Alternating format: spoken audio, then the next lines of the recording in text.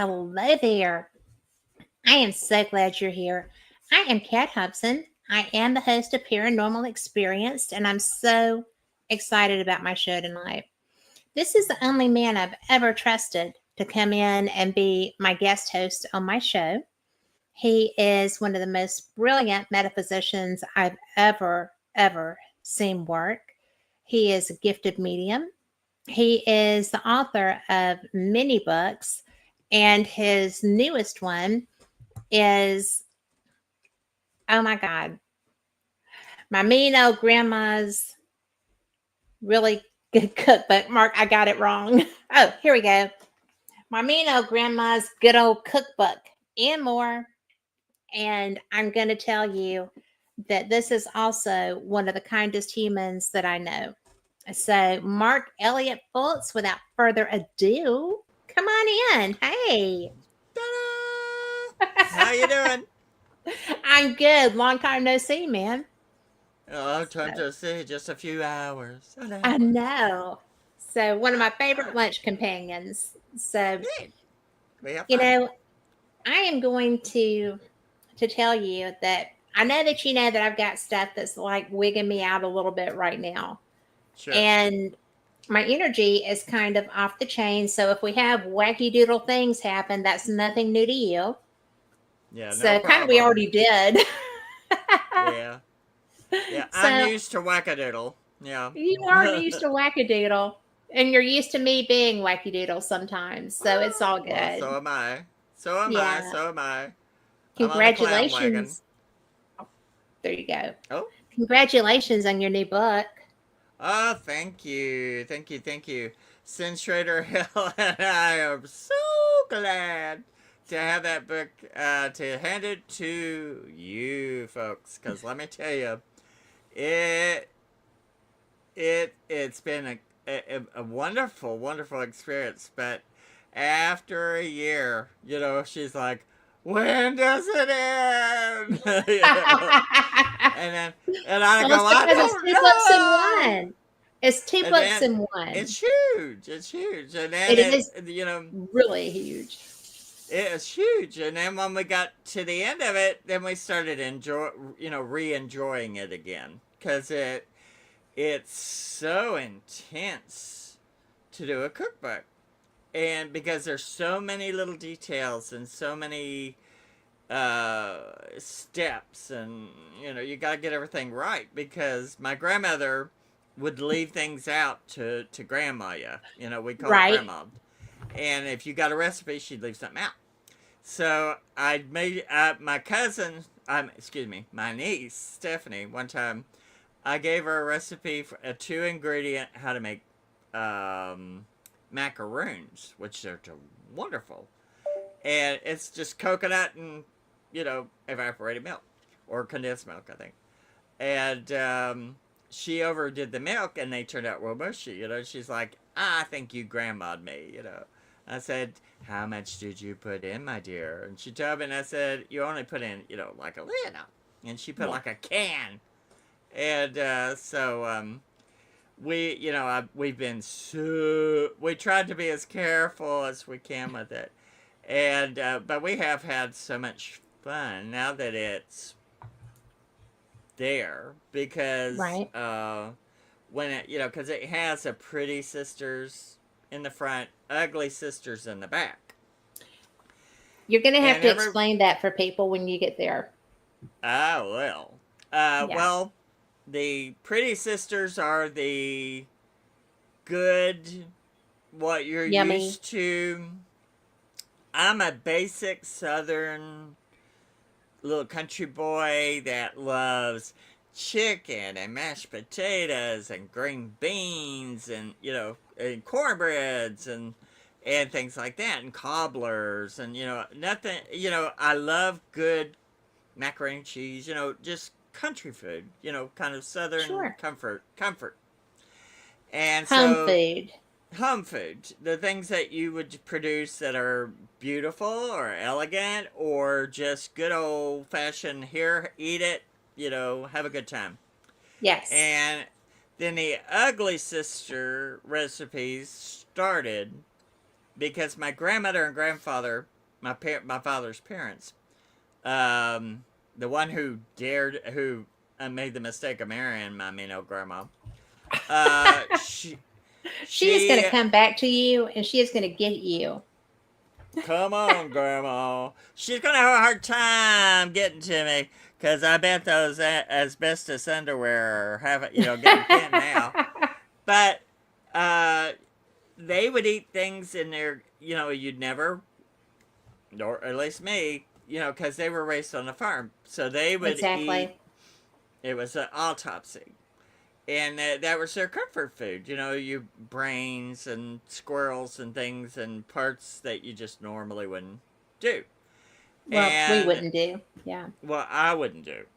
And I didn't do. I mean, the first time she offered me some pig brains, and I was like, oh, I'm still, oh, but Yeah, that would do that to me. but those are what I call the ugly sisters, which is Right. her and all of her sisters anyway. They're mean snakes, ugly, mean snakes, and so those became the ugly sisters. And at first, I thought I'm only gonna do the pretty sister recipes, and No. then I started. It kept creeping in on me, and I go, I have to do this. I have to put these some of it. But to me, what sounds bad to me, there's some of it that appeals to other people, and some of it will actually be high end food like tripe, tripe pot pot and things like that. Things that you can take and elevate and make in Europe, things they would eat in Europe that you just, they would think it's an elegant dining, but they weren't eating it like elegant dining. It No. was an autopsy, and but That's so alarming when you put it like that. I mean, but I mean, well, it's just, I mean, it but just is what it is. And I get it that. is, But it yeah. just really is such a, ooh. Well, and two, it's just a thing of what you're used to and all that. But there are Yes. people. I think I told you this. Sin, one of her friends goes, "Well, I've got some squirrel in my freezer. I'm going to try this squirrel pie." Or and I think uh, one time when I went with my partner to a place when they were a hospice nurse, there was a guy way up in the woods in Tennessee, which I mean it's Appalachian kind of Hmm. thing, and he was living in this little tar paper shack, and he offered him some hawk squirrel soup. Or stew, and I went. Probably the hawk was holding the squirrel when he shot it. Uh, but that's just what country folk eat, Yeah. and it's just whatever so there are people who are going to like deer haggis, which isn't like sheep haggis. It's not because sheep haggis is the stomach and stuff, and deer is the heart. And I thought, oh, and I thought, well, hunters are gonna like some of this. Well, I mean, I've had deer heart on the table. Yeah, I mean, not my table, but on yeah, the table I was eating in at. front of you, yeah, And, in front of you. and I, okay, I love venison. I'm just going to put it out there. Yes, I eat Wow, Bambi, but it's just kind of like I have a problem with innards. yeah. That to Me me is too. just, Me too. but now liver is so good for your heart and stuff, for your blood, you know, Yeah. if it's, No. if it's a clean animal. Yeah. But The only yeah. Go ahead. I know, but it is healthy It is healthy for, for you, I guess. But I love Brunswater, which somebody introduced me to. I've eaten it once or twice in my life, but and it's it's like what? a Brunswater, I think is what it's called. It's a liver pate kind of thing, Oh, and okay. but I mean that stuff was really good, but it's all the way that you think about it. and And how you prepare it. how you oh yeah, because I had a friend one time I'm gonna fix you a kidney and onions and you're gonna love it. And she cooked it and I was trying to, it just got bigger as I ate it. I mean, every bite When is it when I grows she in your goes, mouth, right? and she's Yeah. like, how are you enjoying it? I said, it tastes like a filtering organ. I said, I just can't do it. And because she didn't do it, it was Yeah. terrible. But my grandmother would cook chicken livers in lard, and make them fried hard and stuff like that. And I remember being little, eating those, and Yeah. not really grasping. And also, cracklings and things in chicklins and cracklings. We had some of that a little bit. Uh, which, lots, and they loved anything that was that kind of stuff. But so Yes. yeah, so we had fun putting that in, but it is not for everybody. So that's why it has a warning in the back Yes, I know. with a skull, a skull warning that says, and has a little thing about, you're about to enter the forest of the ugly sisters, and it's just, and some of the histories of the food things I had so much fun doing. Yeah. Things that I had collected because I collect a lot of trivia and don't realize I do. And I used to have a real dear friend who's been passed probably 7 years or so, but he loved to talk anything. So we would just talk all sorts of trivia. Excuse me. And finding about the Sin Eaters and finding about frozen Charlottes and finding out what motivates someone to eat something that you normally wouldn't think of, and then Hmm. I'm finding out there's a lot of stuff that I don't care for, but I love to fix.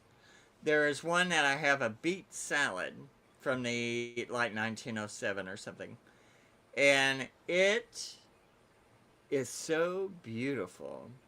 It is the most beautiful ruby color. Yes. And I put that in a little glass crystal bowl. My cousin just loves it, and it apparently is really. I mean, I tried it. I tried it. It was okay. I'm not a beet person. I've had a couple My of beet family were beet experiences. people. Oh, I'm my not a beet mother was person. too. I think they taste like feet. But my mother and my grandma both Love them. absolutely loved them. And it was always something that was on the table, Oh whether yeah, it was the cold beet salad or, beets like normally cooking. It yeah. was something that always showed up. And it's not something that I ever acquired a taste for. And, Me, it's really, they taste like feet. I they think they taste like taste like dirt. feet. Well, to me, they taste like dirt. Now this That's a tastes good, yeah, okay dirt's a good enough. Yeah. because what happens, like my uh, partner, he they there's a lot of beet eating that goes on here, but it ain't me.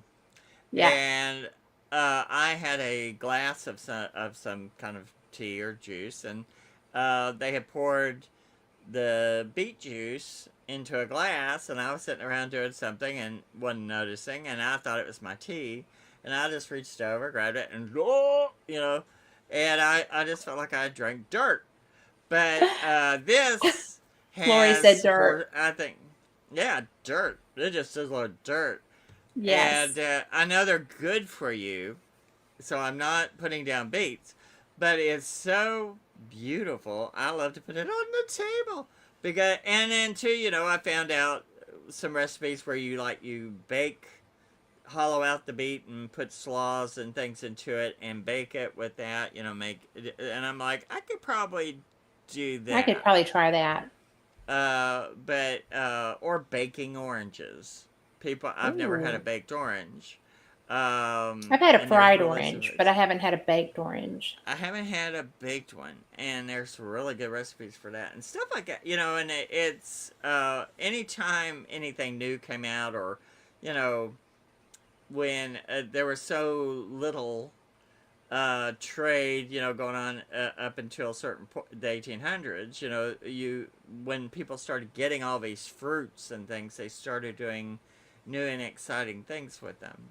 People were Yes. excited over pineapples, and in Oh, the yes. Oh, my 1700s, gosh. and they would buy a rich person. If you had a pineapple, you were a rich person. And they would, instead of eating it, they would put it under a glass dome and show it until it just fell apart. And because that showed Well, you that's had a real wealth. waste.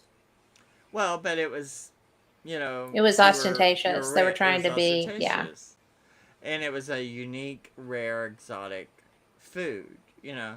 So and like I told you today, the book has kind of unexpectedly been a little cathartic. And Yes.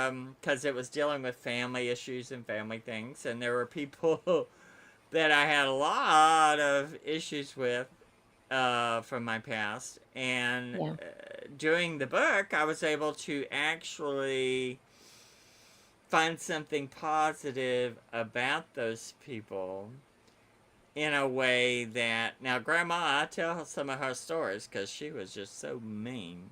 Yeah. But that's what people love. They love that. I'm really surprised how people love the picture on the front. They just go, it's hysterical. It is. But I mean, it is that's hysterical. that is It's just, that. Ooh, me, you she are was so so bad mean. sometimes. I am very bad, and but I was able to. I mean, her food influenced me. My mother and father were great cooks, so Hmm. they influenced me. And food was one of the only comforts as a child. So, and now I'm doing the book, and so I've actually done something nice Yeah. towards them and given a without some of the criticism I probably would on a normal day. Uh, giving them their due, and even though Yeah. Grandma was the devil, uh, I give that devil her due. That I mean, I loved her cooking, and I was always amazed at how mean and cruel she could be on a dime, and never changed her face. Her face was always like a mask. And you didn't know if you were about to get it, if she was mad, if she was happy, if she was sad. It was all one look. And it's kind of Really? like That's it's kind unusual. of it was like the movie Misery. I'm your biggest fan. That was Grandma, and but she was so mean. She was actually kind of funny Yeah. sometimes, but there were some things she did that weren't funny. But none of it was intentionally funny. But they let her do anything Sometimes she that's the wanted. most funny.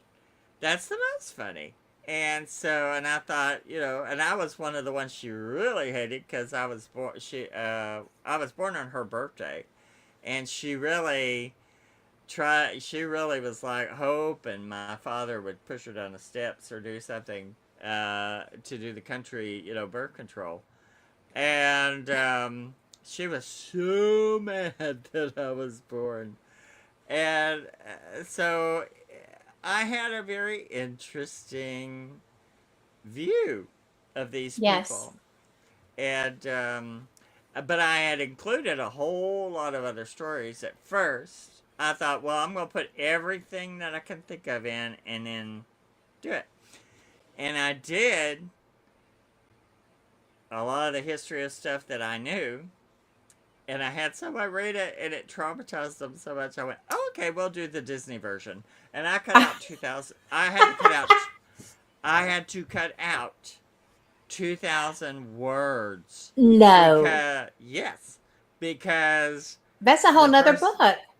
yeah, and because it traumatized the person who read it so bad. And I was like, ooh, no, no, no. Because I thought it would give insight into why she was mean, which it Right. would have, but but it was it was too controversial. So I thought, well, we'll just do the Disney version and put this out. And it worked out better. Now it's a fun read. It's not a Right. psychological thriller. And Well, it could which have gone is, either way, though, right? it did go that way Yeah. at first. Because, I mean, when I was writing, I was putting down all this stuff. And because her dad and his brothers were Apaches. They were adopted Okay. Apache babies. Fist comes. And, Yeah. but, you know, if I hadn't gone through what I did, I wouldn't be who I am. So, um, and if I had been accepted by these people, my life might have been different in a bad way, because it didn't seem to go well for the people they did accept. Well, So I'd probably rather, if you had been accepted by them and trying to stay accepted by them, then you might not have been as comfortable being who you turned out to be. well, and I mean, I was like garlic to a vampire. They Yeah. all hated me. And just because I just wasn't them, they really got into meanness. You had to Yeah. really, if you were, and I was a little prissy, chitlet toothed, toe headed little squeaky thing, Yeah. and they were just like, "Oh, kill it before it gets away," And I'm glad they didn't succeed. I would miss you. they I would tried. have missed knowing you. Well, you wouldn't have known because I wouldn't have been here. But You never know. it was some of it was just hysterical though. But Were they all in Tennessee? yes, they her family came from Texas. Okay. My grandfather's people were in Tennessee, and I think she had a sister, I think, that lived near one where his dad lived, and I think that's how they probably met up. She probably was visiting in the in the teens. They married, I think, Right. like in 1926 or something. And but I don't know where he picked that one up, but she wanted off the farm, and she got it. And but she used to have one thing I was going to put in. I really would love to. She had the most beautiful rose garden, Oh, and it was really? extraordinary and beautiful. I mean, back in the 60s and 70s, I mean, strange, unusual. It was like a built in a like a little triangle shape with little wrought iron around the bottom, and she'd have snapdragons and bleeding hearts coming out the bottom, and in the Really? top it was just this so thick, full of 20 to 30, different types of roses, and they would just spill out. Oh, Beautiful. I mean, anything she did, she's like my father, anything they did, they were, they became experts on. And I think, but she'd let you smell them, but she never ever gave anyone a rose. And I was a rose crazy child. But I would go and look at them, but you couldn't touch them, you couldn't smell it. You could smell them, but you couldn't have one. And she never hmm gave anyone a rose. And then when she decided she was over the rose thing, she just killed them all and threw them in the ditch and made sure nobody could get them. And incredible roses. There were strange ones that I don't even know. I don't even know where she got them, and well, and they I'm were going to tell you, beautiful. roses are not easy because No, and I grow them, no, and it's really it's difficult. It's very difficult, but they're And she, so rewarding. they're so beautiful. And she was great at that. She was great at sewing, and she was great at cooking. But she wasn't good at being a person. But that's just who she was. And but yeah, the roses. I mean, if she had bothered, I would have taken those, and I still have a rose I've had that I bought when I was um 16 or something like that, and now I'm 62. I've carried that sucker everywhere. And her roses could have lived, but she didn't want anyone to have them. She didn't want you to have them. You just had to admire, you know. So she was quite the trip. Well, I know people that are like that with a lot of things, and I never Oh yeah, understand it because I like, okay, my grandparents were of the generation of your grandparents. We're almost the same yes, age. And so my dad's parents came from families of a lot of children. One had 12 siblings, the other had 11. Okay. And with my dad's family, every sibling had a trade, the yeah, men. So, there's one had a brick company, one had, we had electricians, we had people that owned a lumber yard. wow, And that was so that they could all build their houses, right? Everybody had a nice brick house that came oh, out of their family brickyard and stuff like that. The women, a lot of them were very like your grandma. yeah, Okay, um, my grandmother had epilepsy, which at that time was really bad to yeah, have, and and she had grand mal epilepsy, which was even harder to have. harder, So it was in that time frame, that was a big hairy deal.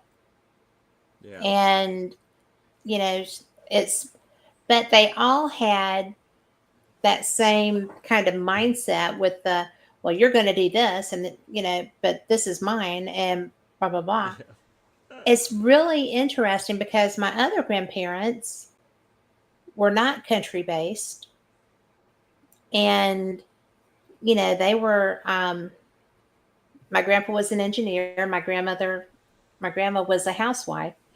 And I mean, he drove trains and it was so much fun. And, they were a whole different world from my country grandparents. yeah, yeah, And to me, that was interesting as an adult to look at because they were all good people, but they were all very different. yeah. And, my dad turned out to be the biggity slicker of all of them. And, he he came a long way from his roots. And it's funny because my grandmother, to be as family oriented, she had one child. That child got offered a scholarship to a Dale Carnegie. We talked about that today, to a Dale Yeah. Carnegie school, and went on to go to a liberal arts college to get his first degree, and then wound up with a doctorate. But she had to let him leave home to be Mm. able to do that in junior high school age, and that was Wow. her only child. Yeah, that was probably very hard. It was, and I think that had a lot to do with how she behaved later because she became very different, Yeah. kind of like your grandmother. Ooh, yeah. Well, my So father was only child, spoiled. She it's was trauma. abusive, but they're also there's he was spoiled, but he was Yeah. also groomed and treated uh, brutally. And Well, so, yeah. Well, she wasn't so brutal because there wasn't anyone there to be brutal. She was just angry because he left And then my granddad Yeah. died, so how dare he? Oh. And Yeah. but I think there's different things that make them go south Of like course. that. Oh Do yeah. you think your grandma was like that just by nature, or did she have stuff that happened? Oh, well, I think, well, since her family, Right? um, eh, it was just mental illness, untreated, running rampant. Um, and her father and his brothers, since they were adopted Apaches, they were basically used as slave labor, which he in turn treated his children as slave labor. Yes, And I've seen that. so um, they're just, and part of the whole thing, I mean, they were adopted by a family who they considered their enemy, basically. So, it was real strange. They just, but kind of in the Apache way of thinking, it's like, if your enemy is going to get your child, kill your child first. Okay, yeah, And so, that is the mindset. so they cannot, the idea we have of, nurturing and caring about, if your child gets a boo boo, there was none of that. No. And there was none of that with those people. They just didn't have it. And, um, and even when they should have, they just didn't have it. It just was not in their makeup. And, um, like I said, very interesting people. I mean, my father was, uh, they were very, very poor, but Hmm. he worked his way, put himself through college, and became what really big in computers in the 50s. Wow, Um, that was a good decision to go into. That was a very good way to get ahead. oh, and he was making great money by the 70s, and could teach himself anything he wanted to do. He knew how to take a car apart and put it back together. Wow. He liked to take colonial guns. He would get these colonial rifle kits and build colonial rifles. He built with my oldest brother. He did a grandfather clock kit. Yeah. He could carve wood. He taught himself how to fix pocket watches. We would go to flea markets and he would find these beautiful watches and fix them and did it. I mean, just anything he could think of. But he didn't, because of the way his mother had raised him. He was just such a loner. Right. He didn't want to be bothered. He didn't want to be around people. He didn't enjoy what he was doing at work. He did it, but he didn't like it. And so they were, and his father, who was a doll baby. Everybody loved my grandfather, and him and grandma couldn't stand him because he was sweet and kind. And that wasn't what they considered something they would accept. Like So strong. That wasn't what they uh, considered to be a strong male. no, to be a man, you had to be cruel, and you had to be able to do things that man up kind of crap. Hmm. And but I can appreciate the skills he had. And actually, I inherited some of that. I mean, I was going I to say can. he sounds like you.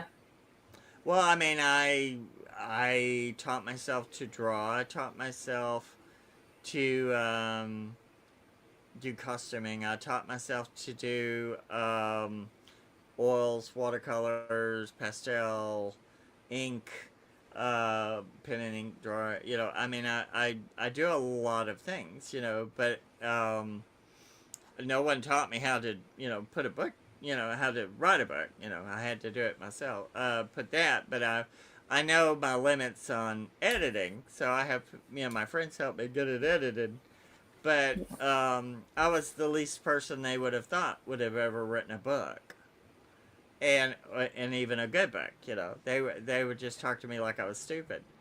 And but everything that I do, I taught myself, and I think I got that skill from him. From that, whatever that Yes. is. And Well, it's so, um you know, go ahead. because to me, you're kind of a renaissance man. You it's a good thing, but it's that because you do. You find something that needs to be done or that you're fascinated by, and you do it.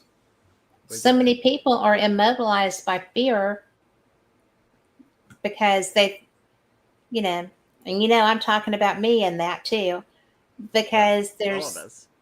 there's it's intimidating to me to go out and try to do something that I don't know how to do because I'm a perfectionist and I want to be perfect at it when I do it. And you don't Yeah. start out that way. And I have a No. hard time with that. So, When I and was you young, are just fearless. when I You was just do it. young, I would, I would think myself out of stuff by worrying about doing it. Right. And ink work, which is a very difficult thing, the old style that I like. It's such a hard medium, but you can make it Yes. very soft, very beautiful, very light, very heavy. And uh, I remember the first few things I did, I was scared to put something on the paper, and then once I did and figured out and conquered it, Hmm. then it just flows, and expression, kind of thing. And it's like with the psychic stuff, or I had some of it, and then I was given some of it, and then, but I've taught myself how to take it and maneuver it to do what I need to do. But you have to know what you've got naturally, Yes. and you have to be objective. And when I was young, I could tell myself when something I do stinks, it stinks, and I don't get hung up on it. I'll say, all right, what are we gonna do to redo it or make it better?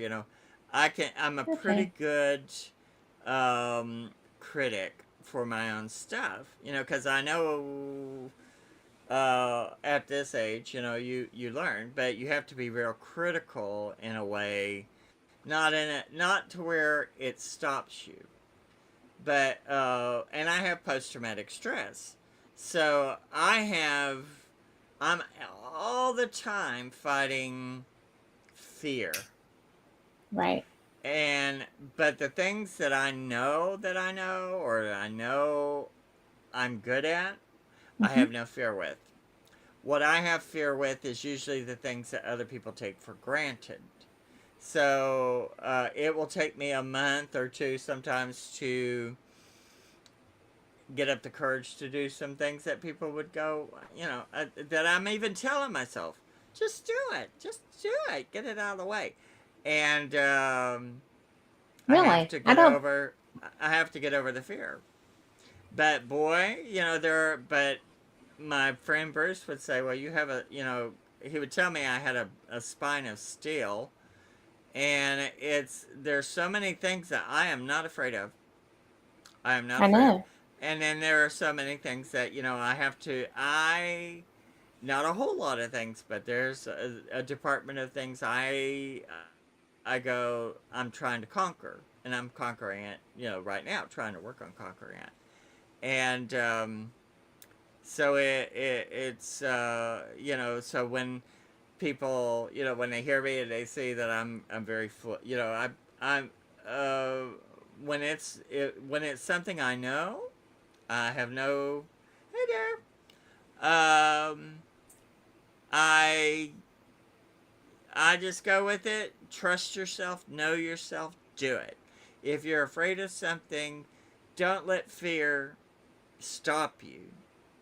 But you have to find out where the perimeters of your fear are and what's causing it, how to conquer that, and then do it.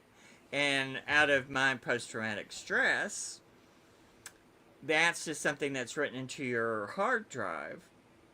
So I kind of feel like a army ant. I feel like I'm trying. I keep rearranging things, trying to figure out what's gonna get me Yeah. around it, Yeah. because it's stuff that it has nothing to do with the price of tea in China or what really I'm having to deal with. It's that primal fear. And thank God and Goddess that it's, at this age it's narrowing down. Because when I first went, when I went through, things I've gone through, Yes. um, the major shifts and major transformations, I was scared to be in crowds. I was scared of people. I was scared of everything, and I found the weirdest ways to get over it, and I just I load myself up, shoot myself out there, and then go out there You and do and then that. I mean, and doing this kind of thing. 30 years ago, I couldn't have done this. I couldn't have. yeah. Because I mean, the family that I came from also, it was always they would pick at me like a bird at old fruit, and Yeah. it was always your looks, your hair, your voice. I can't stand your voice. Oh, you're stupid. And so up until my 20s, I just thought, well, I'm just too, how am I going to live? How am I going to function? Because there was no grounded part. And, and the people like my father, he was very strong. He was the scariest person I ever met. I wish I had that power to shock the way he did. He had a huge voice. He was 6'4", just my thumbs, his thumbs, my adult thumb, his thumbs were two of my thumbs wide. He was huge, and he just sounded like a thunderstorm. But That's a good um, description. and but that when you're a child and you're not what they like, then I you usually have parents who want to make sure you're interacting, make sure that you're kind of up to par and stuff, and that's not the way it was. It was just like kind of like angry babysitters, and I I just felt get like I that. was I trapped. get that. I was a hostage by angry babysitters because they were very resentful. They had to have kids, and I thought, well, I'm not the one that had that problem. Uh, but it took me years to get to where I could be around people, to talk to people. And they, like I said, they picked at me so much about my voice, the way I talked, the way I sounded, the way I rambled. Um, and I would do something on TV when I first started. My mother would go, "Oh, you looked okay, but I hate the way your voice sounds," and things like that. And so eventually, you get to where you just go, and I had to Yeah. find my own sense of self and create who I am, and let that come to the surface and not let that all be in my head. But at this age, I'm just fighting there's just post traumatic stress is a very strange thing. And the part that I'm dealing Yeah. with, uh, I'm really, I'm going to figure it out, but it's something that, and anyone who goes through it will understand. Your reactions are not based on normally what's right in front of you. It's based on all this stuff that you've gone through, and so it's a reaction that's not based in reality as you know it. Exactly. It's in your past reality.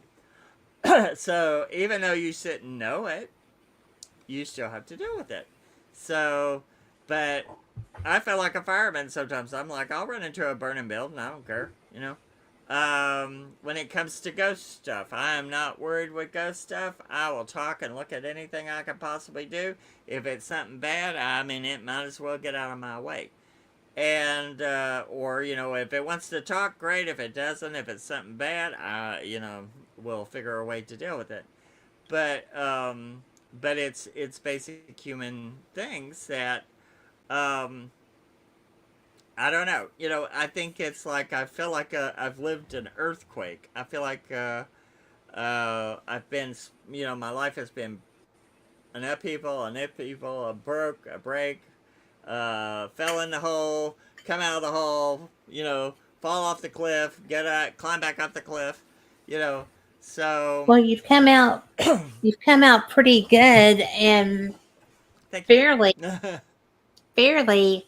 You're not unscathed, obviously, but you're an Oh no, overcomer. no. You've done a great Oh, job you've of heard us. overcoming, and I think that's very cool. Thank you, thank you. Well, yeah. Well, thank you. When I first started, after you know, we won't go into all that history, but you know, I mean, you know, Yeah, the traumatic stuff I went through. Um, I was a victim for a little while, and I said, "Well, I don't want to be a living victim. I'm a survivor." exactly. And I became a survivor. I thought people were looking at me like I was a victim. And it's like, so when I tell people things about the past or whatever, I use it as, uh, you know, you know, people hear it, and I'm like, if people hear it, they can see, you know, you can be killed. Your life can go in the toilet and be flushed, and you can still Yeah, come back from it. And it's up to and you. If you give up, then you know you can never give up, and that's hard. That's not an easy thing. And well, it's not an easy thing, and you know what you did go through, especially the solitariness of it, yeah, was to me. I know your story. We're friends. We're my yeah, real yeah, friends. And yeah. one of the things, like this cookbook, you have been so high on this cookbook. You have been excited to be getting it done. You've been busting your butt to be able to get it done. I think it's being very well received. It's the cover is Yeah, great. The the sweet and sour are great. And, yeah. I think that the person that you are is completely who you were supposed to be. And I don't necessarily think that Oh, you had to go through that trauma to become the man that you are. But but I wouldn't be going able to through say that that. trauma, yeah, in spite of what happened to you, you're a brilliant human. Oh yeah, And we have a question from April, if you don't mind. You good with yeah, that? yep, It yep. was, I'm for it. she wants to know, A, she loves you because she was like, Mark, again, yay. So she said, Hey, well, April. she said, do you think your trauma led to you enhancing your psychic abilities, or Oh yeah, did oh it yeah. enhance them? Well, I was psychic before, Hmm. but then when I was killed and came back from it and did the experience, it opened everything for me. It just opened. It connected me to the my inner consciousness and then the outer consciousness.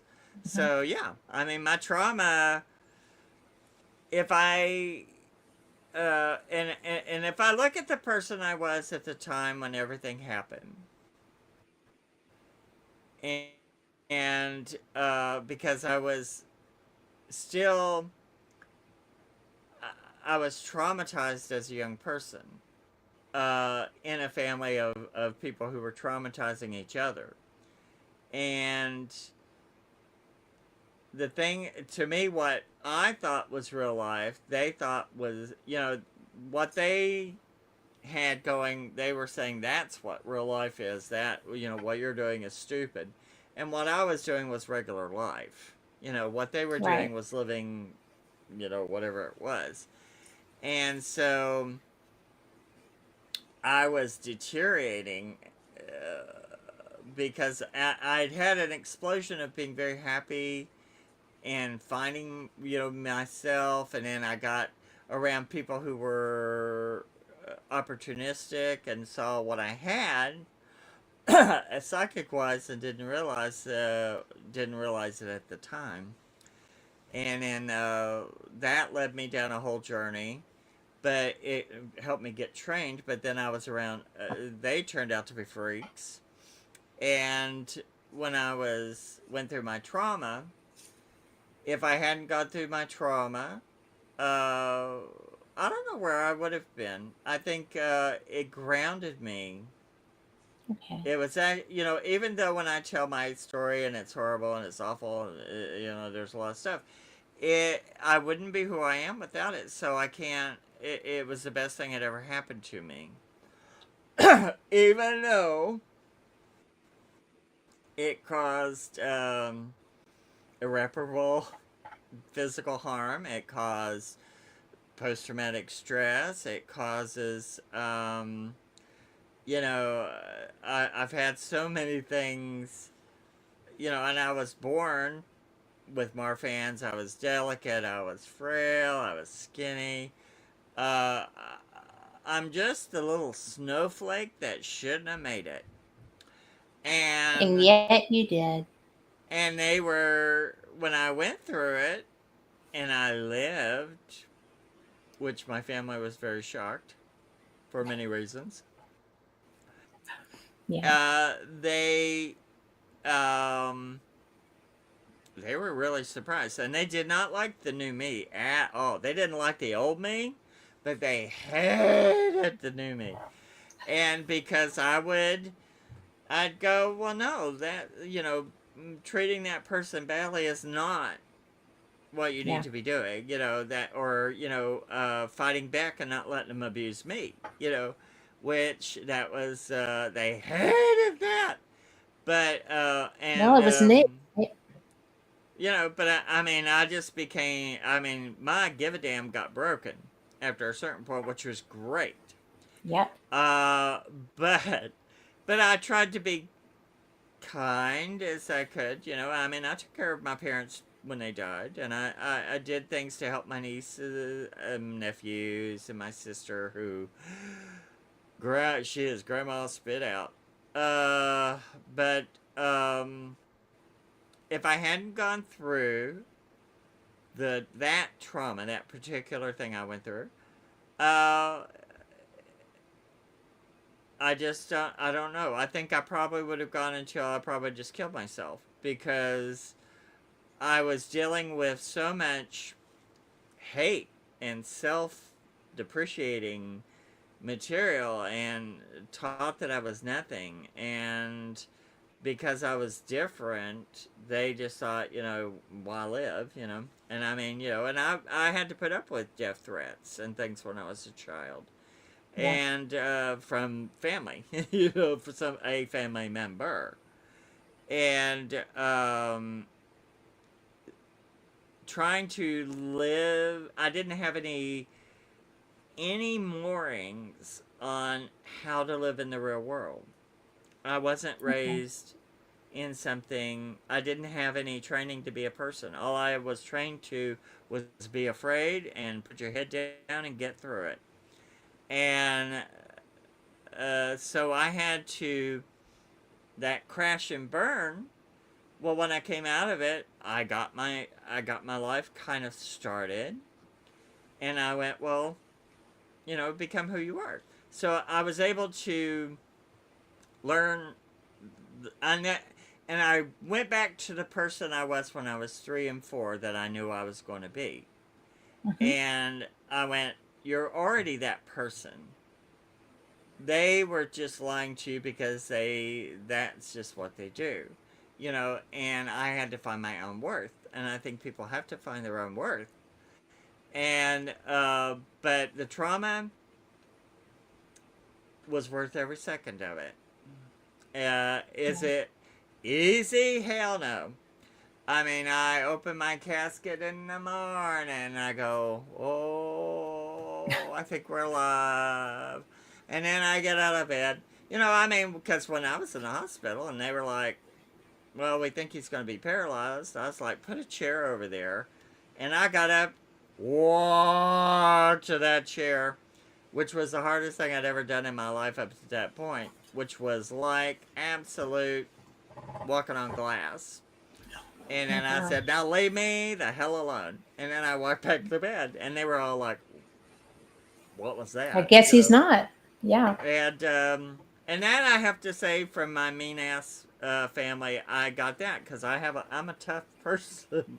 I You don't are a look at tough or sound person. it, but I'm a tough person. And if you Yes, have you a are. rumble, you want me in on a rumble, honey.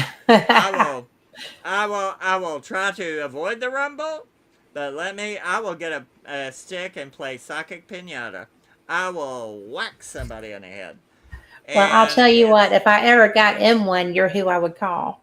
oh yeah. I mean, it's So, like, just call. I'll come over. I'll whoop somebody.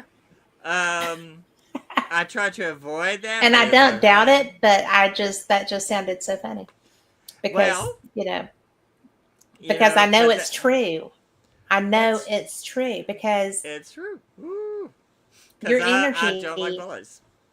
yeah. And for people that don't know you personally, I I mean, you are a badass. don't know if I would You call are it that. not, I you don't mean, come out to be that. Okay. no, no. But when I have had, you know, problems that I needed a psychic to help me with, or, you know, you're going on an investigation with me tomorrow. There's things that are fun, but when I've had a crisis kind of a thing, Yeah, you're so brave, you're so wise, you're so strong, and good job. you're not just a psychic badass, but you are a badass. I mean, Well, and and some people would in a say, great way, in a great way, not because you're like woo or no, or whatever, but because you just don't suffer fools gladly, and no. Oh, you don't like you don't like people who are unkind. no, I do not like bullies. Nope. And since I am an old person now, I'm like an old granny with a cane full of gin. I've gotten to where I will say things that because I would always be so shy, and it's like, well, now it's like, what you think you're doing, you know, um, and no, and two, and thank you for the compliments, but I tell people I'm not egotistical. Don't ever be egotistical. Know what you're good at. Yes. Know what you are good at and be objective. But if you get egotistical, then you defeat the better things you can do in life. And I don't care. I don't like jerks. I don't like egomaniacs. Um, I'm like, I feel like everyone should be grateful for any gifts they've gotten. I feel so blessed to be able to express myself in art, in songwriting, in psychic work, Um,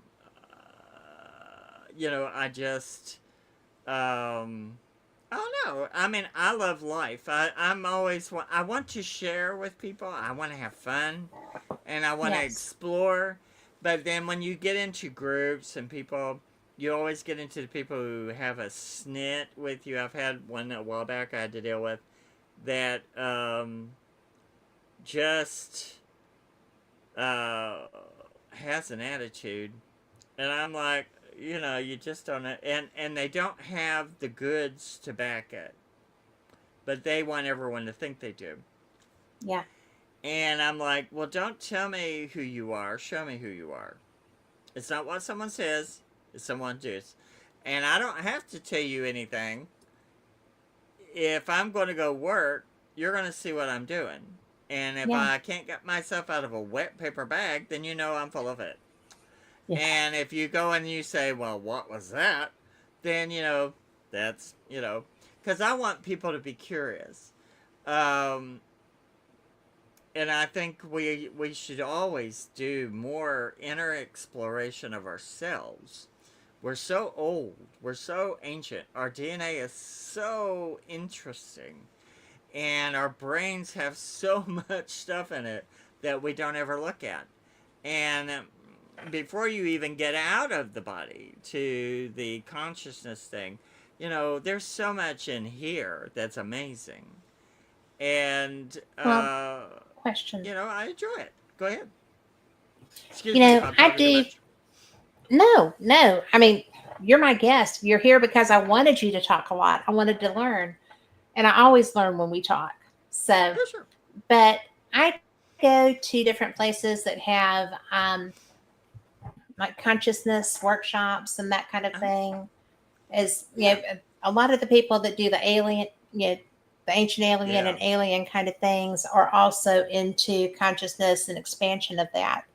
So when you talk about you need to be able to know yourself, Yeah. to go in and work on what we have in us. To me, that is something that's very, some people approach it as very woo. Yeah. Okay. I Of have course. had, it's interesting. I am, I am not the best at that. And I've had someone who did oh, Lori would know because she had that reading too in Arkansas. It was, I'm saying that in case she can hear me and say, "Oh, that was this," but it was Yeah. it wasn't an Akashic Records reading, but it was something not Yeah. dissimilar to that. Yeah. And I think that if people could tap into a lot of that, Oh. that it would be so beneficial. I am not good at that. I don't know why. And but there's a lot of information like you're talking about. There's a lot of information in Yeah. us that if we could just figure out, we would probably be better at finding our path. I Of mean, course. I'm older than you. I'm 63. And Yeah. I But I'm still not. am trying I'm going there. sometimes. Huh? I said, well, What? I'm turning 63 here shortly, so I know. we're the Well, same we're age pretty by much the just a little same bit. age. Pretty much But the same it's, age. yeah, but it's so, I feel like that needs to be something that people take the woo out of Of course. because I get intimidated when I'm trying to work on something. I get like I psych myself out. Yeah. And what would you say? And I mean, I have a background in doing that stuff. What would you tell someone if they're just like, well, I know I'm supposed to be able to do that, Yeah. but how would you tell someone just to frickin' start? Would you just say Uh, frickin' start? freaking start. The first thing comes from hunger. You have to be hungry for it. Yeah. And so I would say, I mean, for myself, what I'm doing, um, I'm doing the psychic worm stitch. I'm going to Hmm. have the meditations and all that up. But it's all comes down to finding the right meditation that works for you and being not afraid to do it. A lot of people are afraid to hear the quiet inside themselves. And finding the right meditation does it. But a lot of people go, well, I can't meditate. Well, we do it Mhm. naturally. It's just you just got to find the right mechanism to do it.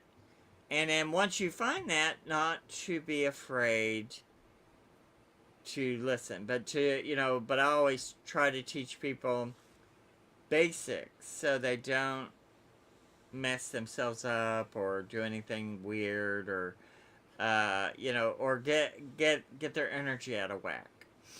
Because Okay. it's all like it's like learning the mechanisms of what makes it all work. How do I get into the pineal gland, and how do I get to the cerebellum, and how do I what is the pineal gland, and what's the pineal stalk do, and what's the third eye about, and you know and a lot of people are taking drugs to have psychic experiences. Well, they get an experience, but they're not learning how to create it in themselves by just doing it through meditation. And so, but you have to have the hunger in your belly. And it has, see, for me, when I was young, I was a little devout little Christian boy, but at 11, I was sitting in a church and I knew, I said, I'm a witch. I'm a witch. I'm metaphysical. And it took me until I was 18 to go, all right, we're going to look. And then the people that I was around that I trained with, I didn't like what they were training me, but it taught me a discipline. And it taught me what I did learn the most with was where I went on my own. What I went, if you're going to do this, you've got to, I kind of had to assess what I had to get up to par with. And I had to create that. And nobody can give that to you. You just have to learn through reading. There's a lot of good books and a lot of Mhm. good things to read. When I started wanting to do seancing back in '96, I had seen a movie back in the '70s called The Changeling. I think I've talked to you about that before. Yeah. And there was it's a fantastic, frightening movie. Great movie. But there is a psychic in it who channels and does automatic writing. And when I saw that, it resonated so hard Really? that I just knew I had to do that. And that was in the 70s or 1980. So in '96, when I was working in a metaphysical store, I found a book called by Susan Northrop, and I think it's called Seancing. Yeah. And I read it and I went, I can do this, and I did it, and I didn't have a clue what I was doing, and I did it.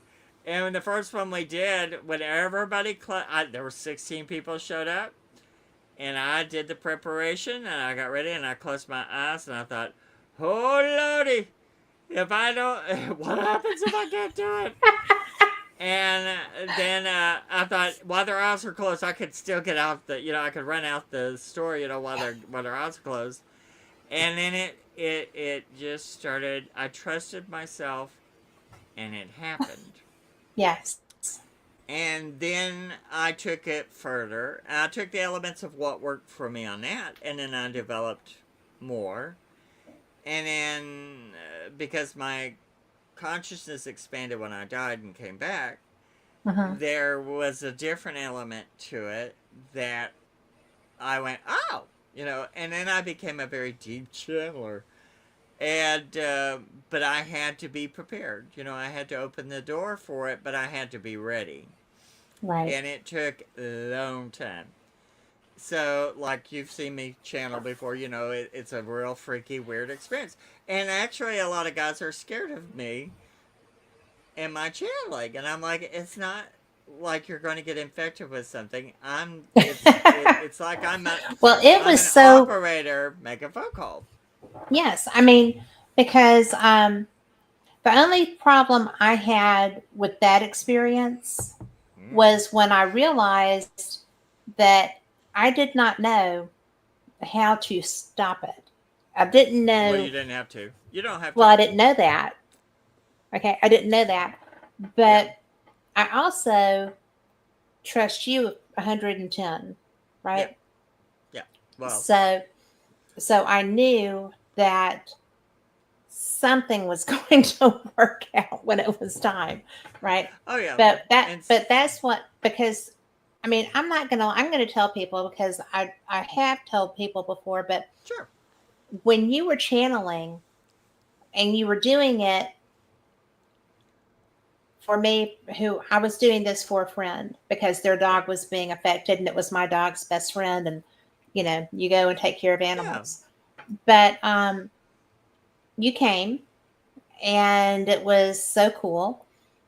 But I'd never been around anyone who channeled before. I knew what your skill sets were because we'd worked together. I knew your history. I knew Yeah. you, but I'd never been with anyone who channeled. Everything about you changed.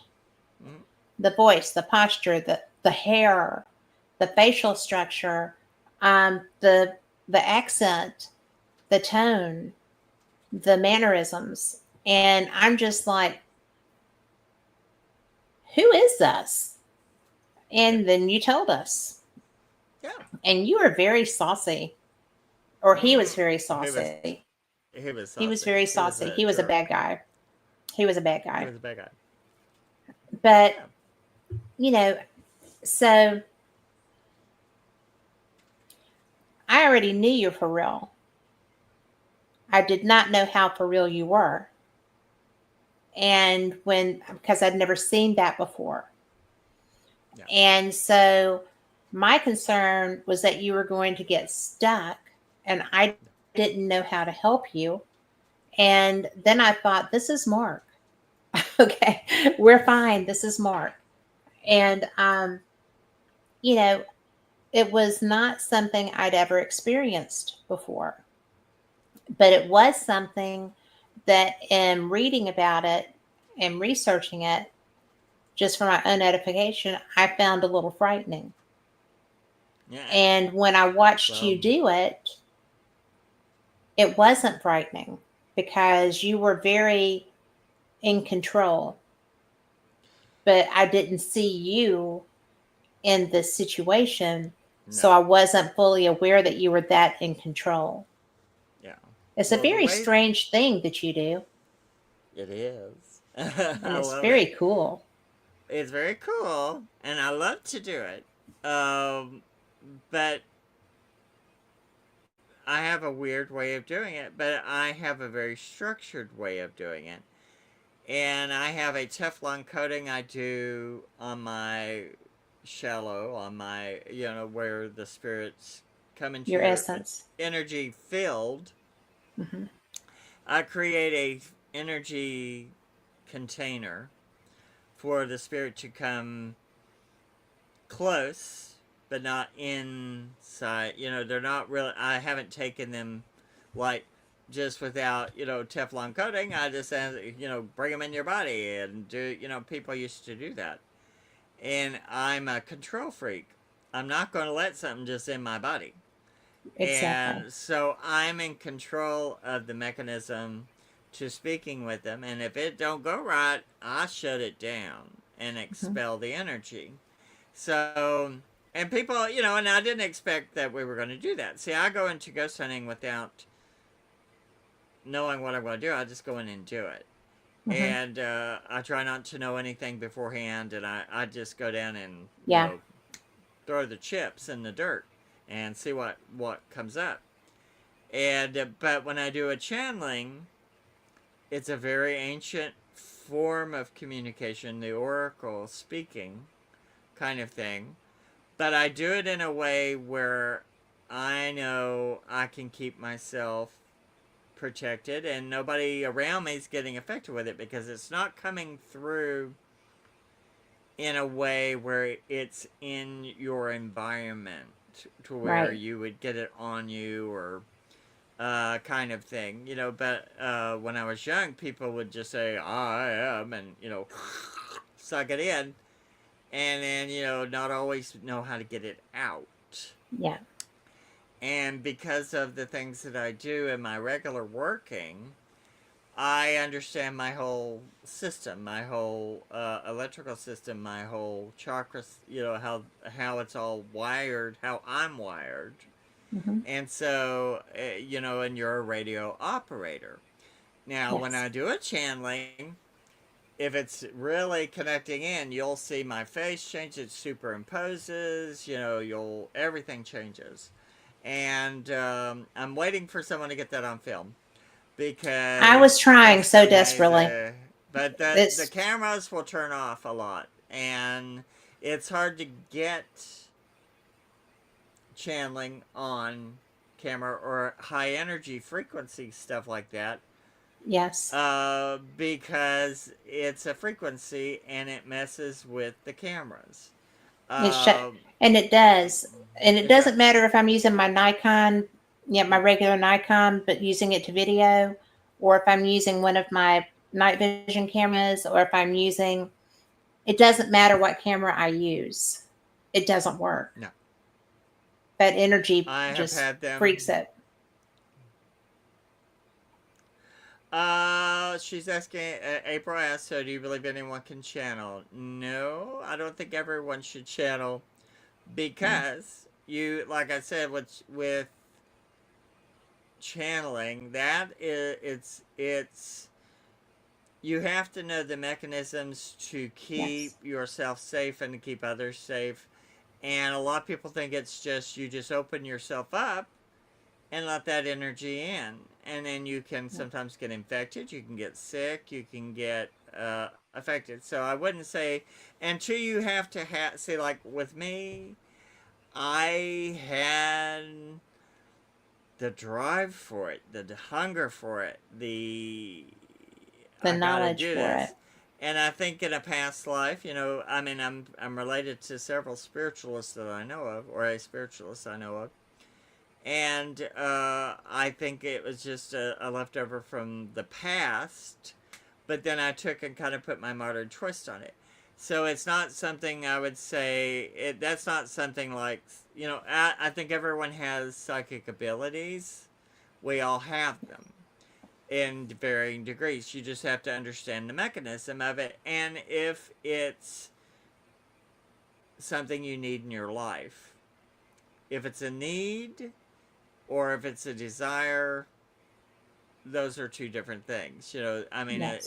it's the need and the want is a different thing, and you have to understand why do you want that. And I understood why I wanted it, Hmm. but then I had to figure out how to do it, and I couldn't do it as well until after I was killed and came back.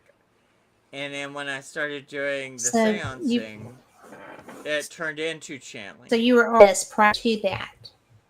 Yes. Okay. Uh, I, I was working on it as a neophyte.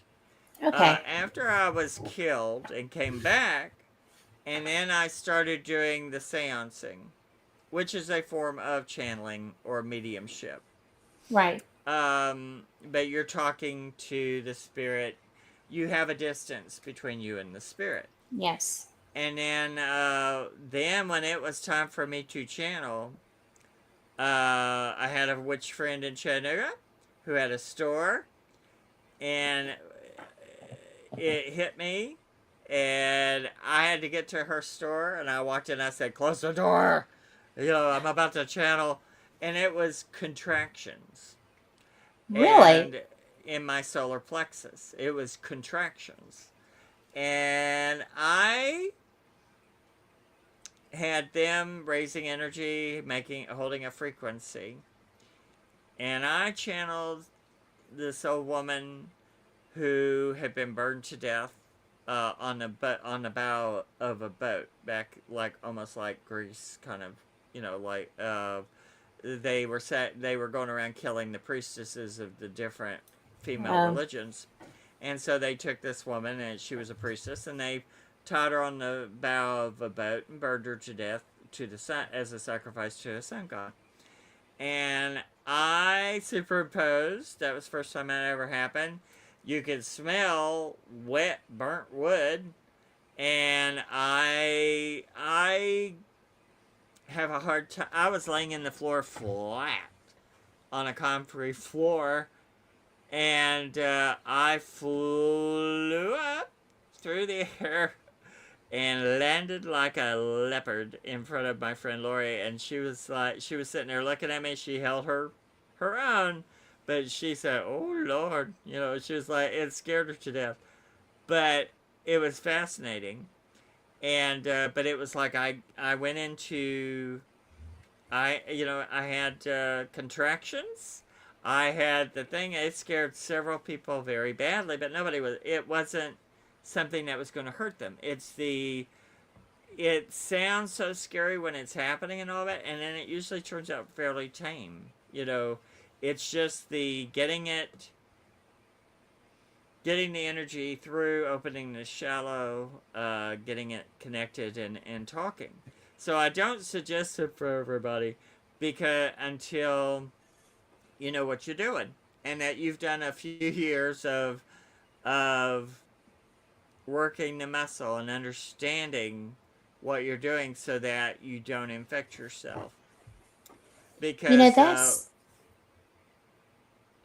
go ahead. oh, go Because ahead. why? Oh, go ahead. Go ahead.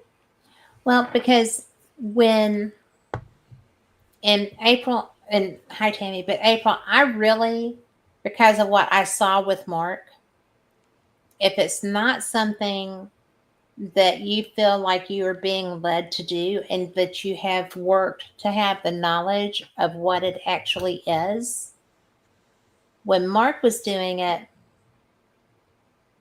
everything about him changed. He was in control because he knew what he was doing. And whoever this was on Mark, not in Mark. No. And there's a difference. Because if you don't know, I think it would be very easy for a spirit as strong as the one that Mark was channeling, and he was strong. He was I very think that I parasitic. think I think that it would be very easy if you were not in a position of strength there, if you didn't know exactly what, how, and everything else, that someone could, that was just doing like a looky loo or a, ooh, let's try this moment, and Yeah, that happens. I and that think you would be in happens. trouble. I It think somebody it could be in trouble. it can lead to trouble. So it's the first thing has to be, hi there, Tammy. Uh, you have to have the hunger for it. I had the hunger for it. I had to Well, conquer this, and yes. it's like, and like I said, I've offered it. There was somebody that I offered to do that for them for a show. They like me, but they are so scared of me. And I'm like, you're scared? Why are you scared of me? Because You're not I'm like being, scary. I don't feel like You're a little scary, but freaky that sometimes, but you're not I am scary. freaky, and I understand that, and I have to understand some people are terrified of it, and so the first thing has to be, it's like a talent, that a hunger that I have to do this. I have to Hmm. do this. I have to do this. And then you have to have the discipline to start small, build the muscles, make sure you've got your electrical system in order, Hmm. and then when you've done that, I mean, really, I think you need 2 or 3 years of just that before you try any of it. And then, and what I'm doing, like I said, the psychic worm stitch, I'm going to kind of cover it in that, to tell people, if you have that yin for it, how you can possibly develop it, but you always have to be able to turn it off. If it doesn't work for you, you can't just go, oh, oh, oh, and then run off and not Yeah. finish, or turn it off, You have to or close it, right? yeah, yeah, yeah, you have to.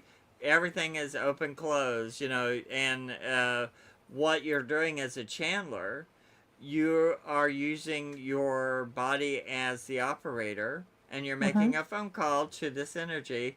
You get it answers the call basically like a cell phone, and you take that frequency, you open yourself in a safe, contained manner to where you can let the message come through.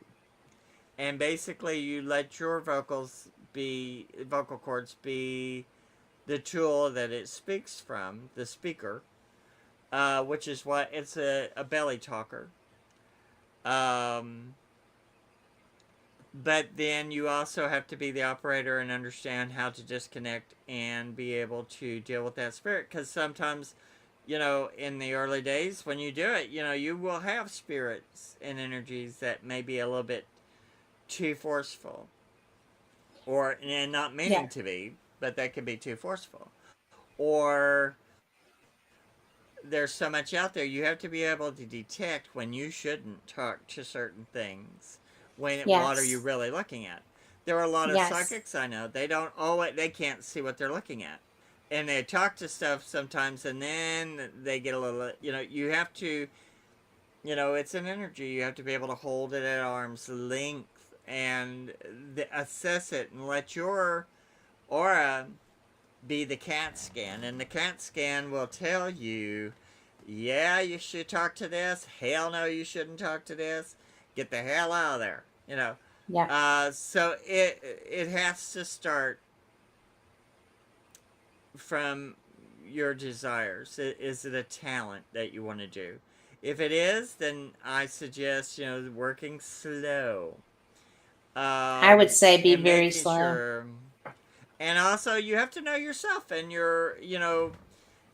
I'm very metaphysical. I started off as a Christian, and then I'm witchy. I'm weird. Now I'm beyond whatever I was training for. So when they're taught, there are people who think it's all devil stuff, and there's people who think that you're Yeah. delusional, and there's people, but like in the cases I'm doing right now, where we're having great evidence coming out, and we're having, I mean, I'm working with Austin Lawrence on a show thing Which that is, I can't wait until you can talk about that.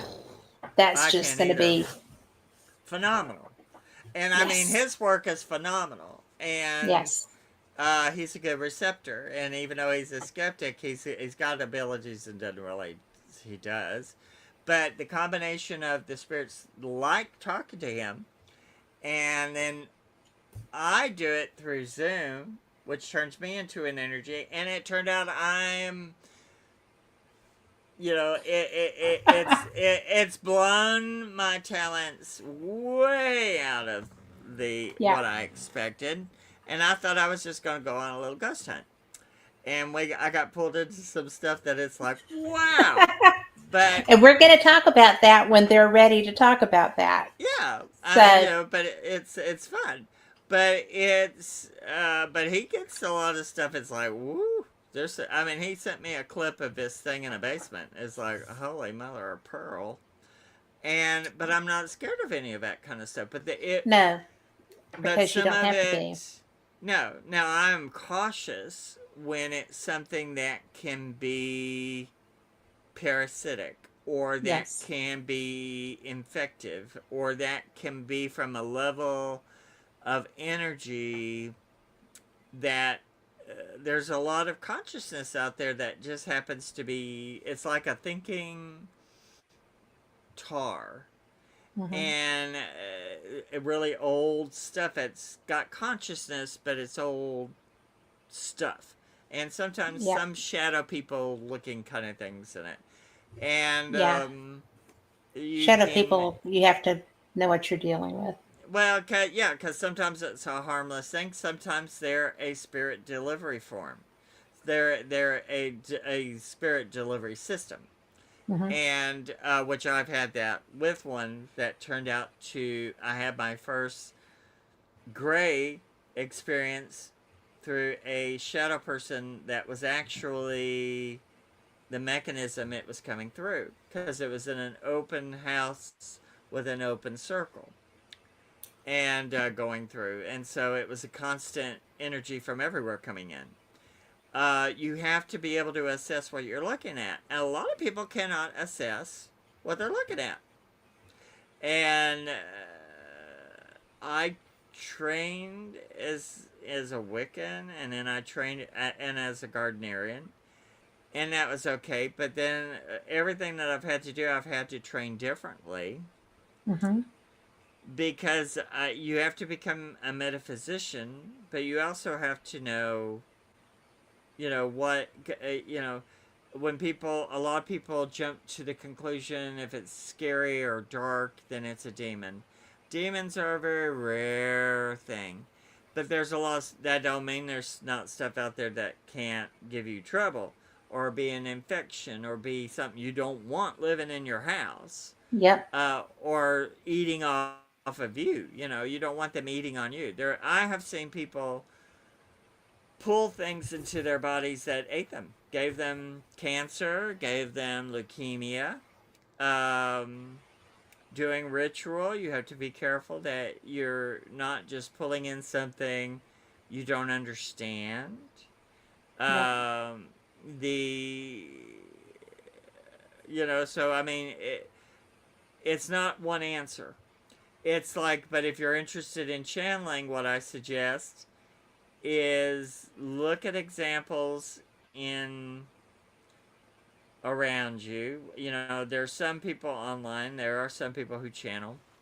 There was one guy that in the 90s channeled Marilyn Monroe, and it was pretty phenomenal because I could feel it when it was happening to him, and it's like you could feel the spirit going into his skin. Oh. And it was very interesting. I was like, yeah, that's real. I have seen people that I go, get the shovel, it's bull. I have seen people that I'm like, are you kidding me? And, all sorts of people sitting around with big doe eyes going, oh, tell me, great master. And that's another thing. You have to watch out. People will follow you and listen to you and think you're a soothsayer, think you're, you know, which you have to what it is really ancient stuff Yeah. that you're doing in a modern form, and you have to bring it to the forefront by showing excuse me, that it's doable. But you also, they're looking for you to make the first mistake. Yeah. It's like a psychic can't make a mistake. Well, yeah, they can. Look, your body is your tool. I am a Yes. disabled. I mean, people probably can't tell by just looking at me, but I have a lot of disabilities for different reasons, and so my tool has to be in working order. And whether I feel good, don't feel good, I have to know when to say no. I experienced that the other week, and I ain't gonna. I'm really gonna get to where when I have to say no, I'm gonna say no. And you have to know what your boundaries are because you want the best experience every time you do it. I Yep. try to do when I do it, I go in 100%. I do it. I throw it all at the wall, and I go in without information. I tell them what I'm saying, and that's Yep. worked out really well. But you have to trust yourself. But people will look to go, see, he made a mistake. See.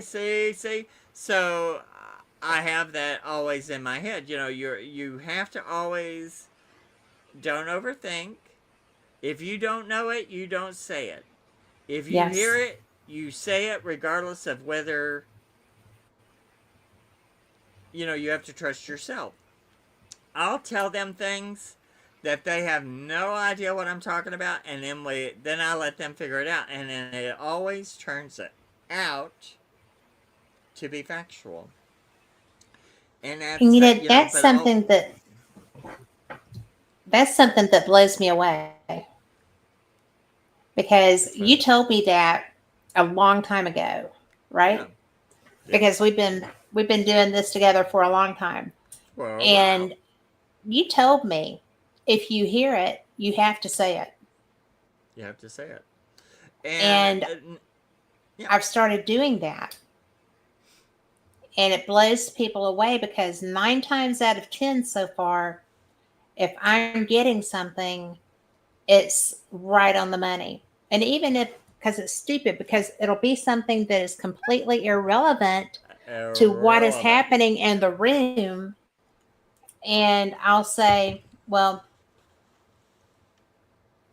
this is what I'm being told, right? Yeah. That's happened twice now that was just like so Twilight Zone. I don't even know why I'm saying these words.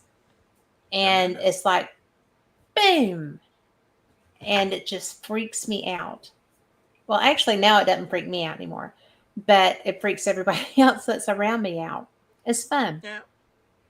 Yeah. And Kyle put this up here for us, and it's really interesting. April is Denise's cousin, and she Oh, has so abilities like Denise.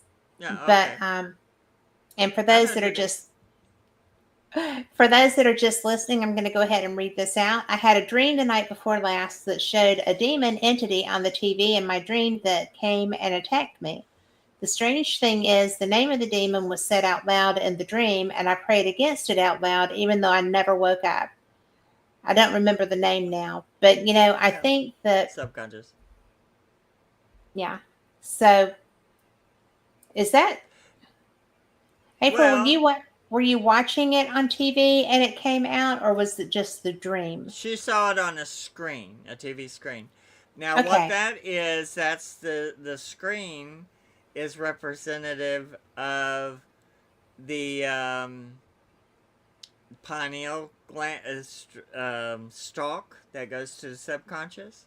So that was something from her subconscious talking to her through the screen. And it may not have been a demon in particular. It may have looked like a demon. There are a lot of weird things out there that look pretty scary. I always go through a lot of procedures before I say something is demonic. Um, but there are a lot of things out there that are pretty damn scary, so don't worry about it. right.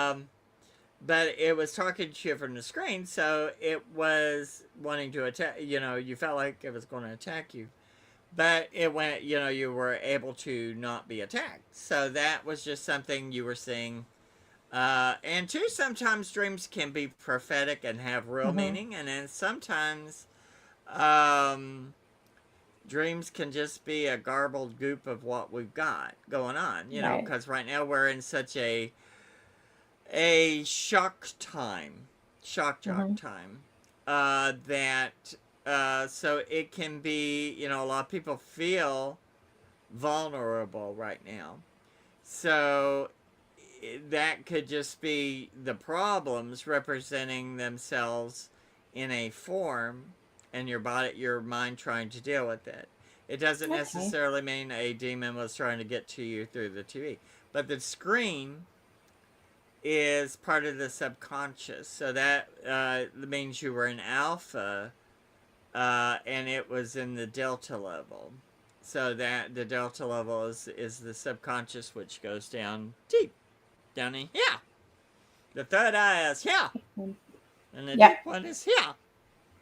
So This one right here is my strong suit, yeah, and because I used to have real problems with light mm, there, like you know, when I was little, I still remember because I did it up until like after I started school. I would get to where I just yeah, was like, I can't. The light is killing me, and I wouldn't cover my eyes. I would be here, sure. and Well, my that's grandma was yeah, like, "Oh, we should talk about that." yeah, Because my grandma was, yeah. woo She was before there from was woo. yeah. Well, I mean, woo woo at the 1800s and 1900s, everybody was doing table tipping, seancing, Hmm. readings, talking to spirits because of the spiritualist movement, and then it died out after kind of died out after the First World War, Hmm. came back a little bit around Second World War, and then it kind of faded out.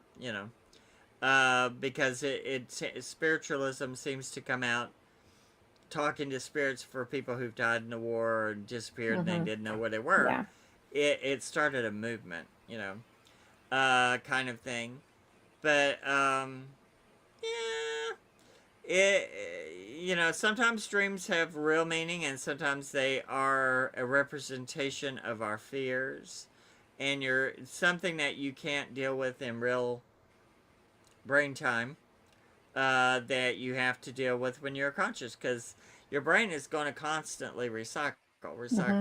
Part of post-traumatic stress, I deal with the constant Yeah. regurgitating of everything, and I have to go, oh, I know what that is, you know.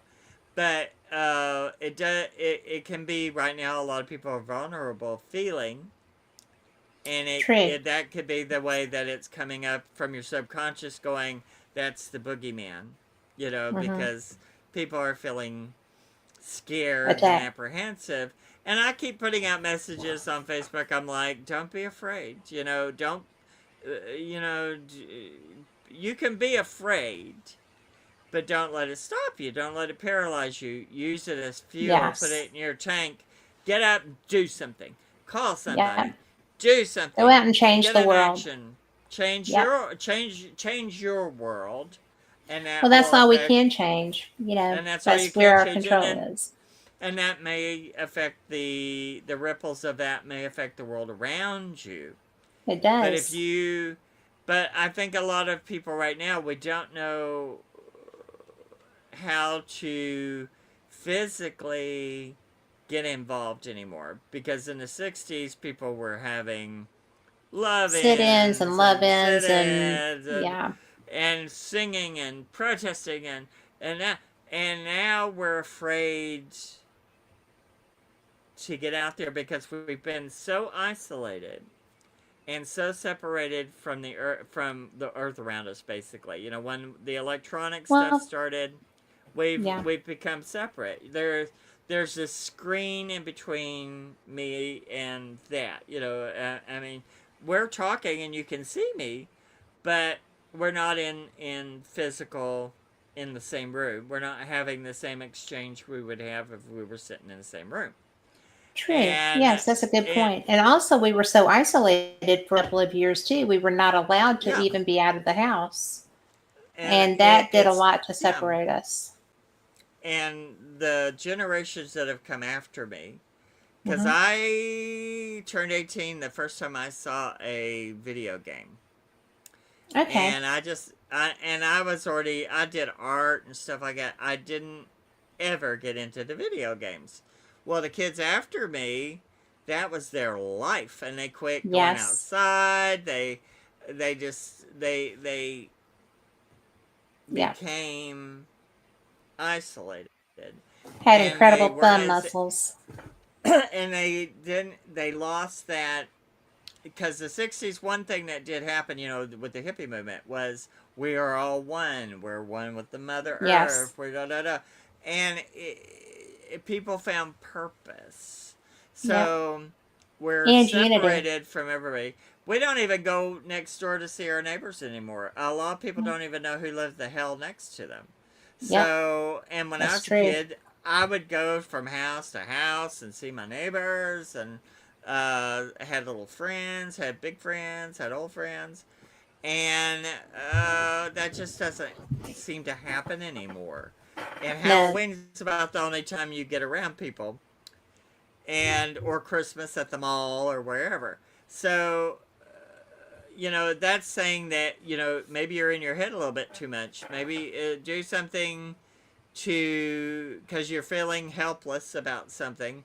So find a way to go, okay, what am I going to do that's safe for me to do, that is putting something into action. And so because dreams aren't always a bad thing, they tell us a lot of stuff. But right now, with everything going on, yeah, there's real fear. I mean, People Yeah. are really worried about, their food, their bills, their Medicaid, they're not getting their medicines, not, how am I going to pay, a $1,200 rent?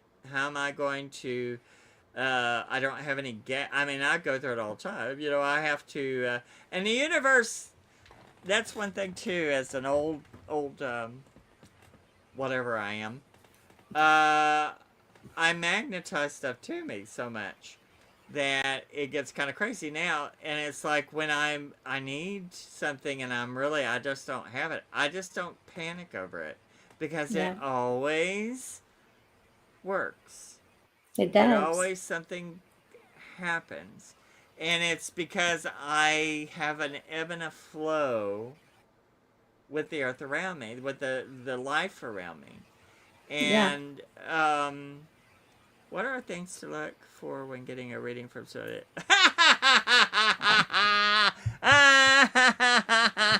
Because I worked with somebody.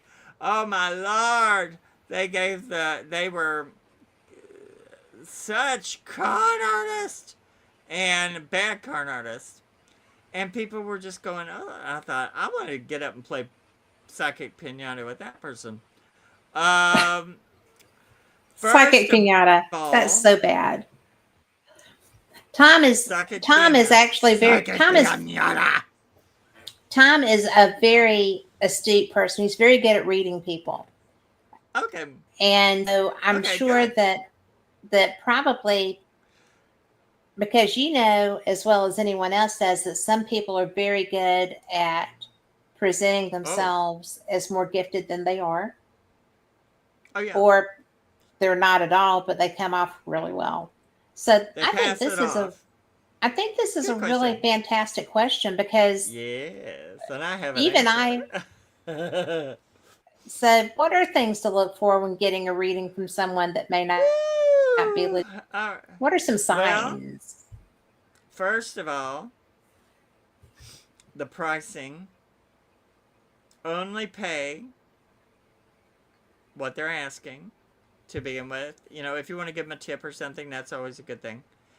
But if it's an extraordinary amount, make sure, check with other people. See, are these people legit? Your system will tell you if they're legit. Um, if during the reading they start telling you stuff now, I've had my days where you can be off, you can be a little off, and then what I do, if I go, well, if I'm off, I'm reading something else, let me reset. And then, I've never walked away from a reading that but that sometimes if you have, especially if you're working in a space where there's other people, then you're getting their energy, the other people's energy, your energy, you're dealing with, and you have to learn how to separate what you're listening to. And if the person brings people with them, whose energy are you listening to? And there are some people who are good readers, or well meaning. I've known people who were well meaning who just didn't have it. Then I know really good readers that I wouldn't, but I also know some good people who are good at readings, but I wouldn't trust them to take my garbage to the street, because I know they'd, you just couldn't do it. And and then there were people, one I knew that had a psychology degree, and every bit of their reading, they acted like they were big and psychic, but they were using techniques on the Mm-hmm. person, asking that person questions, the person not realizing they're giving them the Everything. information, Yeah. and then they take that information and act like they've given you a reading, when what you've gotten is a big stinking bag of bull hockey. And um, and what drives me crazy is when someone starts going, "You have a curse on you, and Oh, if you bring me $600, I will get I this will help curse you. off of you." If that ever happens to you, get the hell up, take you, your money, and go. Or Yep. if you've paid them, get your money and go. Don't give another second to that person. If they are not hitting anything, then maybe they're not the person for you. And if they are full of cow manure, you'll find out. There have been people I've known that bedside manner, they don't have a bedside manner, rude, Yeah. egotistical. Yeah. You should be paying me $300 for me to look at you. And when I was doing my shop, I just wanted to do readings, so Yeah. I just started charging $20. And there were other readers who were mad at me uh, because they were like, well, that's going to take away from my readings because I want to charge a lot of money. And I'm like, well, Yeah. no, have at it. Be yourself, do your thing. If you're going to get readings, it's not going to do whether it be because or not because of what I'm doing. Now, as a reader, I've been a reader over 40 years. I'm a psychic and a medium. If I don't know what I'm doing, I just need to quit. But I know what I'm doing, and Yeah. I treat people decently, and I don't charge them a whole lot. Uh, Now, also the thing is, a lot of people question, well, how can you, if it's your spiritual thing, how can you get paid? Well, it's people need to pay their bills. And if they're coming to you, a lot of people want to pay you to get a reading because they're getting a product from you. They're getting an answer Yeah. they can't get from their psychiatrist or their church. And some of them want to pay that. But there are plenty of people who've come to me who didn't have a dime, that I knew didn't have a dime. And there's one girl that I'm real close to, and she had a brain tumor. I didn't know it at the time, but I knew. I told her about it. I started talking to her about it, I said, sit down. And she says, I don't have any money. I said, that doesn't matter. Sit down. I offered you the reading, and I've never charged her a dime for a reading. And anytime she comes to me crying, I help her. And the person I worked with, I have seen people come to them in desperation, and if you ain't got the money, honey, she ain't doing it. And if you get a reading from her, they felt a lot of them are very discouraged, and then the ones who don't know any better felt like they've gotten a reading. Well, the stuff she told them isn't from her real skill center. So she read them through tricks. And I tell people, don't tell me anything. This is the first thing. Don't tell the psychic a damn thing. You don't tell them a damn thing. You go in there and you say, I'm not going to tell you anything. I want you to tell me what you see. And if they start trying to pull things out of you, Yeah. then that is a sign. If you start to feel like a piece of taffy being pulled, Yes. they're trying to pull that dollar out of your pocket, and you may Yeah. not be. And there are some people who are really good readers that are insecure. And I always try to tell people the mechanism, the problem they have is they feel like they're not being grandiose enough. So then they embroider what they're Yes. hearing. And that's bad. Don't say any more or less than what you sense or hear or see. But if somebody starts telling you some stuff that sounds like bull, it is. If Yeah. they are, and if somebody, you have to pay somebody to do a reading. I mean, that you're going to them for it. Now, I've been very reasonable on my prices and stuff like that. Now, in a few years, if I had to, there's some really weird things going on. So, if things change, I would always try to make things more affordable Mm-hmm. for people and keep it affordable. But then when you talk to these big psychics, they're paying their agents, they're paying Yeah. their crew, And so it's a different thing that where me and my fat little psychic derriere picking up my bag or sitting talking to you online. I don't have a entourage to pay, but that doesn't mean one day I won't have one. But then when you do, I still would try to keep it reasonable. But Yeah. because there's one that I know of that I can't stand, but they're really big, and I don't like them because of there's something about them, something. Yeah. I will not say the name, but they charge outrageous amounts, and I'm like, really? And they do it in a way where I'm like, it just makes my stomach crinkle, and I'm like, Yeah. and but hopefully that's answering it. I don't know if I answered it correctly, but I think it's you did a great job. if your gut instinct, if you go to them and they're giving you a great reading without knowing anything, and I start with cards a lot because people, and then I go into doing the seancing and doing the reading and channeling and whatever I'm doing. It's a gateway into looking at their life. And it gives them Okay. something to understand.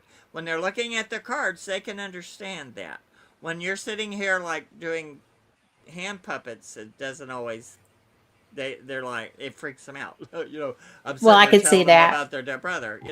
So you have to deal with somebody who knows what they're doing. You can tell if they know what they're doing. If you smell the greed, get up and go. It's not worth it. If they try to get money out of you later, if they try to say that you've got a curse on you, give me money, call the police, Yeah. report them. Uh, if, because they're not only doing it to you, they're doing it to other people. And out of 10 people, if they get someone, I knew someone in Chattanooga that this woman who they were paying her $600 a month, scared because she was telling them, if you don't pay me, I'll curse you. And I put a stop to that, and she didn't As you like it. should And I have. thought, and I was like, I told him, I said, you tell her to come see me, and she never did. And she was a gypsy. And I thought, honey, you come on. I got gypsy roots with me, and I got a little more to go. So Yep. those people couldn't pay were having trouble paying their rent, but they were paying that con artist $600 a month to keep her from them being kept hostage, and them scared not to do it. So, and not every gypsy is like that. Not every psychic is like that. No, There are they're there not. are there are great psychics. You just gotta find them. I did. Um, and well, thank you ever so. And But when I work well with the people that I work with. But also, people like to do the phone psychics. Well, when you call those big systems, they have a whole little paper thing they look at, to tell you what to they have a say, whole, yeah, a whole lot of, do this, keep them on, keep them on for because it's longer by the because minute. the minute. So I don't like those. I have But friends there's that were readers with them, yeah, and I I don't had like them to. either. And But you do get some real psychics sometimes, but it's up to you.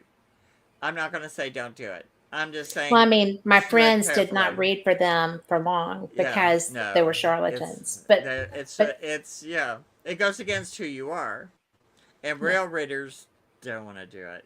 They don't want to feel like a con artist. And but there's plenty of readers out there. Just use your common sense. and And if it discernment. looks, yes, and if it looks like a con, it probably is. And but I don't believe you should pay. Uh, you know, Here when I worked in a store, we did $30. And I did pretty good just doing $30 readings all day long. And I had to pay $10 of that out to the person who owned the building. So I made Right? $20. So when I did my own thing, I thought I'll just do $20. and people have a Yeah. 20 bucks in their pocket a lot, and they got $110 rating for 20 bucks. I have never done a reading that I don't try to put $110 reading into, and that you should try to find that kind of psychic. And Yeah. and if you find one, and two, a lot of times you can ask your friends. Some of them will know. And then there's some that work for some and don't for others. I mean, I've heard some of these card artists that people go to and they just swear by them. And it's like, really? And I mean, seriously, I have had to sit and listen to things being said that I absolutely had to keep my redneck roots in check. And I thought, that person's coming to you crying, needing spiritual help and assistance, and you're conning them. Yeah. And people like that are the reason people love people like you. But we're out of time. Oh, okay. I can't believe Well, it. But just so you know, Tom said that he actually lied to a reader when she asked if his dad was alive to see where she went with it. So there's people like oh that yeah, too that are good. Gotcha. So Tom that McNicholas, you're a gotcha. mess. Austin, yeah, Austin did that to me to beginning to make sure if I was a con artist, and I didn't take the bait, and it floored him. He was like, "How is he doing this?" And You're he funny. tried to do me, and I was like, "Bring it on, baby, bring it on." And that's why you should reach out to Mark, Tom. Ah, So that's fine. thank you so much for being here tonight. I know that my energy tonight's a little bit off, and you know why. You're fine. Yeah, So and I'm you're really fine. glad you're here. Thank And you. we will be ghost hunting tomorrow. I'm In the so excited. morning. Yes. I know mornings aren't Yeah, your favorite. So it'll be good. It'll be good. I'll look like a ghost in the morning. That'll be all right. But I won't they judge. relate with that. They relate with that. So, well, thank you for having me on here. And if Thank you anyone for being is here. interested in finding me, just look up Mark Elliot Fults, Elliot with two L's and Yes. two T's, Fults on Facebook. Uh, Yes. I have a AOL thing, but you know what? At 63, I get such, and after having a stroke, I have an avalanche of just bull Yes. that comes in, and it's like I have 3,000 emails. I never know. I can never quite dig through. So just contact me on Facebook. Yes. And for everyone listening, thank you so much. I'm so glad that y'all were here. And I hope that you enjoyed Mark nearly as much as I do. He is such a true gift. Oh, my mean old mama's good old cookbook. It's a good thing. My And you can get it on my Amazon. Yeah, What? my mean old Grandma. grandmas. What did I Good old say? cookbook. I What did thought I you said say? my mean old mamas. No, My mean old grandmas. mama.